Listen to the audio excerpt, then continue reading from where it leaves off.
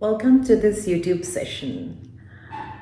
Today I'm going to be talking about a very controversial subject with no offense meant to anyone, of course. So, as you all might be aware, should be aware, that there is a change in the migration policy for Australia, which will be coming up very, very shortly. And this change in policy is primarily going to hit the students.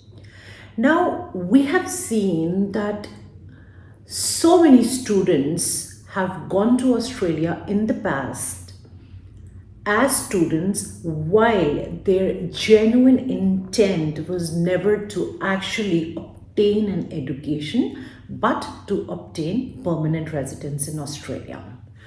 As a result, they have been taking admission in colleges or institutes that were not very competitive, and they have been hopping from one college to another, from one course to another. I've also come across some clients who have interestingly and sadly, I'd say, spent up to about $100,000 in just course hopping in the hope that finally they would get their permanent residence. However, what happens is that when you go on a student visa, you first of all pay the colleges or institutes enormously because education in Australia is extremely expensive. And then there are a few years you have to stay there, you have to complete your education and then be eligible to apply for permanent residence. That is, after that you have to check what the bond test is, what occupations are in demand, and fit in with all the criteria set by the DHA for the PR or any other regional visa.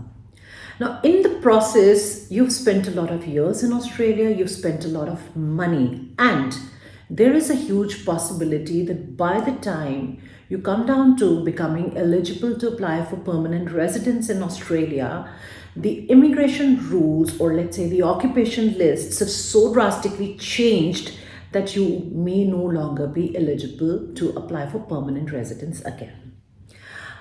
Now, the big question is, why have people been using the student visa as a route to get permanent residence in Australia? So my answer to that question is very, very simple.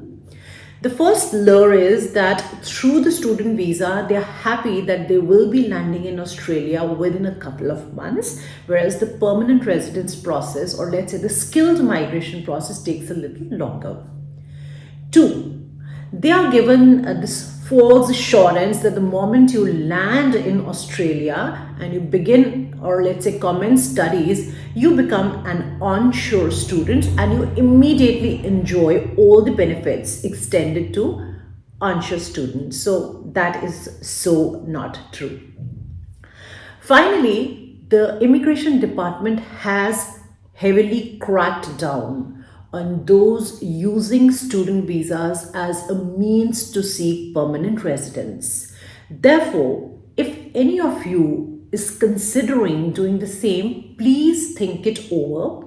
In case you're somebody with a tertiary qualification, that is a diploma or a bachelor's degree with about 1 to 3 years of work experience, you are a right candidate for applying for a skilled migration program right from overseas, or let's say India itself, and you could avoid all the hassles associated with spending so much money, spending so much time, working for limited hours, and working against the odds, and then finally becoming eligible for a PR, which could be uncertain at that point of time. So if you have any questions related to the skill migration process, feel free to write into us on CaanWings@gmail.com or give us a call on 78498 78498. We'll be happy to take your questions.